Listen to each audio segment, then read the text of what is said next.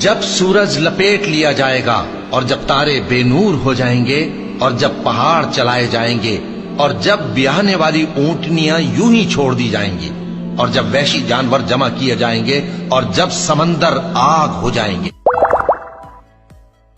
اور جب روحیں جسموں سے ملا دی جائیں گی اور جب اس بچی سے جو زندہ دفنا دی گئی ہو پوچھا جائے گا کہ وہ کس گناہ کے سبب قتل کر دی گئی اور جب اعمال کے دفتر کھولے جائیں گے اور جب آسمان کی کھال کھینچ لی جائے گی اور جب دوزخ کی آگ بھڑکائی جائے گی اور جب بہشت قریب لائی جائے گی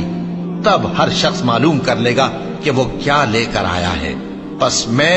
ان ستاروں کی قسم کھاتا ہوں جو پیچھے ہٹ جاتی ہیں اور جو سیر کرتے اور غائب ہو جاتی ہیں، اور رات کی قسم جب وہ پھیلنے لگتی ہے، اور صبح کی قسم جب وہ نمودار ہوتی ہے، کہ بے شک یہ قرآن اس فرشتہ عالی مقام کا سنایا ہوا پیغام ہے جو صاحب قوت ہے، مالک عرش کے ہاں اونچے درجے والا ہے، سردار ہے، ساتھ ہی امانت دار ہے۔ اور مکے والو، تمہارے رفیق یعنی ہمارے پیغمبر صلی اللہ علیہ وآلہ وسلم دیوانے نہیں ہیں، اور بے شک انہوں نے اس فرشتے کو آسمان کے کھلے کنارے پر دیکھا ہے،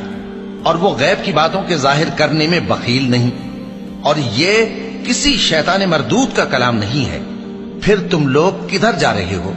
یہ قرآن تو تمام جہانوں کے لیے نصیحت ہے،